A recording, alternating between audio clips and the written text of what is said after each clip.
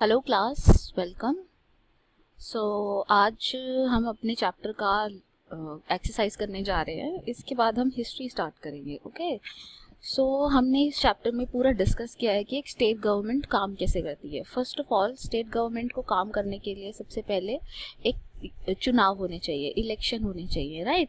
वो इलेक्शन लड़के फिर वो कुछ लोग हमारे रिप्रेजेंटेटिव बनते हैं, जिनको हम क्या बोलते हैं, एमएलएज।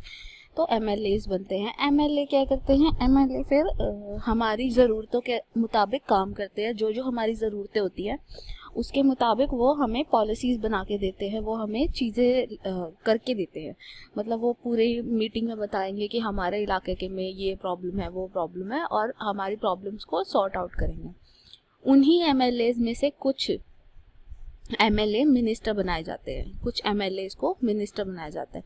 उनके पास डबल रिस्पॉन्सिबिलिटी होती है, as a member of legislature also and as a member of council of minister. वो मिनिस्टर भी होता है ना, इसलिए उसके पास दो दो रिस्पॉन्सिबिलिटी होते हैं। ठीक है, अब हम स्टार्ट करते हैं अपना एक्सरसाइज को। Use the term constituency and represent to explain who an MLA and how is the person elected.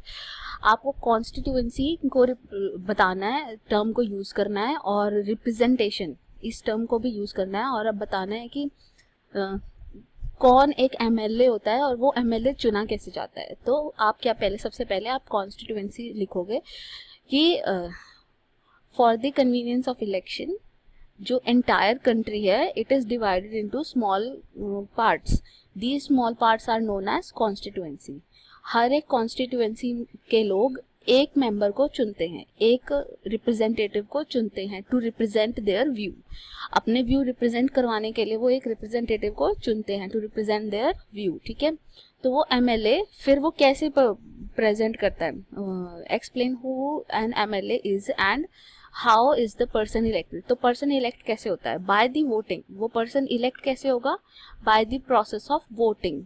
जो हम वोट करके आते हैं उस प्रोसेस के थ्रू वो पर्सन इलेक्ट होता है, जो एमएलए कहलाता है ना, जो एमएलए कहलाता है। तो सिंपली सबसे पहले आप कॉन्स्टिट्यूएंसी की डेफिनेशन लिखोगे कि कॉन्स्टिट्यूएंसी क्या होती है। कॉन्स्टिट्यूएंसी स्मॉल पार्ट होती है जिसमें कि इलेक्शन कॉन्स्टिट्यूएंट जिसमें इलेक्शन कंडक्ट होता है। ठीक है, एक कॉन्स्टिट्यूएंसी के लोगों को रिप्रेजेंट करने के लिए हम एक रिप्रेजेंटेटिव चुनते हैं। एक कॉन्स्टिट्यूएंसी के लोगों को रिप्रेजेंट करने के लिए, वहाँ की प्रॉब्लम्स को रिप्रेजेंट करने के लिए हम एक मेंबर को चुनते हैं, एक इंसान को चुनते हैं। उसको हम बोलते हैं member of legislative assembly.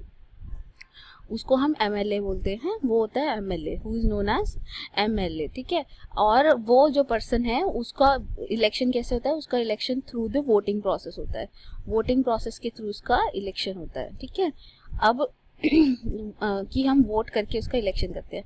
How did some MLA become minister. MLA minister कैसे बन जाते हैं, देखो कॉन्स्टिट्यूएंसी की डेफिनेशन तो ग्लॉसरी में भी दी हुई है, तो यहाँ से भी आप उठा सकते हो। ठीक है, अब एमएलए मिनिस्टर कैसे बनता है, तो एमएलए मिनिस्टर ऐसे बनता है, पहले इलेक्शन होते हैं। ठीक है, फिर इलेक्शन में जो पार्टी सबसे ज़्यादा वोट के साथ जीती होती है, जिस पार्टी के सबसे ज़्यादा मेंबर होते हैं, देखो इलेक्शन हुआ, फिर इलेक्शन के बाद जिस भी पार्टी के सबसे ज़्यादा मेंबर होते हैं वो पार्टी सरकार बनाती है। ठीक है, वो पार्टी सरकार बनाते हैं। जैसे कि इलेक्शन हुआ, ठीक है, और उसमें से 60 एमएलए, मतलब 100 सीट्स थी, 100 कॉन्स्टिट्यूएंसीज थी एक स्टेट में, और 100 का आधा कितना होगा, 50। तो मतलब 50 से ज़्यादा होना चाहिए सरकार बनाने के लिए। तो किसी किसी को मिल गए 60। कोई मान लो बीजेपी जो थी पार्टी को मिल गए 60 मेंबर, उसके हो गए 60 मेंबर इलेक्ट किए गए। तो वो तो मेजॉरिटी से ज़्यादा है, दैट मीन्स बीजेपी वहाँ पे सरकार बनाएगी 60 एमएलए के साथ। तो अब जब जो मेजॉरिटी बन गई, more than half of a member support a decision और an idea, this is called simple majority. एक तो ये मेजॉरिटी की डेफिनेशन है, बट हमें यहाँ पे ये वाली डेफिनेशन नहीं करनी है। हमें सिंपली क्या करना है, how did some MLA become minister. सबसे पहले एक इलेक्शन होता है। इलेक्शन में जिस भी पार्टी के सबसे ज़्यादा एमएलए होते हैं, जिस भी पार्टी के सबसे ज़्यादा एमएलए होते हैं, वो पार्टी गवर्नमेंट बनाती है। That party forms the government. अब वो पार्टी जो गवर्नमेंट बनाती है उसके बाद क्या होता है, उसके बाद जो जिसने मेजॉरिटी से गवर्नमेंट बनाई है वो अपने में से कुछ एमएलएस को चुनेगी, कुछ एमएलएस को चुन के वो उनको मिनिस्टर बना देंगे, कुछ एमएलएस को चुन के उनको मिनिस्टर बना देंगे। इस तरह से मिनिस्टर बनते हैं, ठीक है। Why should decision taken by chief minister and other minister be debated in legislative assembly. Legislative assembly में डिबेट क्यों होनी चाहिए किसी भी मुद्दे को लेके? इसका सिंपल सा आंसर है, इसलिए होनी चाहिए क्योंकि जो मेंबर ऑफ लेजिस्लेटिव असेंबली है वो लोगों के रिप्रेजेंटेटिव हैं, वो लोगों के रिप्रेजेंटेटिव है और सबको हक है एक डेमोक्रेसी में अपने व्यू रखने का। एक डेमोक्रेसी में सबके पास हक है अपने व्यू रखने का। अपने एरिया के लोगों को रिप्रेजेंट करने के लिए लेजिस्लेटिव असेंबली के मेंबर को डिबेट करनी ही पड़ेगी।